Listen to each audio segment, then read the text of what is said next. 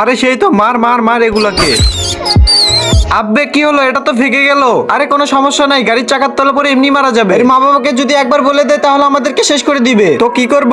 তাড়াতাড়ি খোঁজো রে। ঠিক আছে।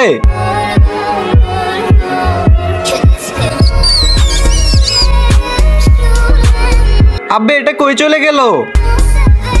আরে ভাই এখানেও তো নাই। আমার মনে হচ্ছে ওর মা বাবার কাছে গেছে। আরে ওর মার কাছে গেলে তো আমাদের কাছে ওর মা আসতো। এই গিফটের ভিতরে পৃথিবীর সব থেকে সুন্দর জিনিস আছে। এই ছবিটি তোমাদের কাছে সুন্দর মনে হলে ভিডিওতে লাইক করে দিও, চ্যানেলটাকে সাবস্ক্রাইব করে দিও আর কমেন্টে আল্লাহ লেখো। আরে কি হয়েছে, কান্না করতেছিস কেন? ওই মানুষরা আমার 3 ভাইকে শেষ করে ফেলছে। কি ওই মানুষগুলোদের আমি ছাড়বো না। ওই দুইজন অনেক কষ্ট দিয়ে মারছে। তো এখানেই থাক, আমি আসতেছি। আচ্ছা ঠিক আছে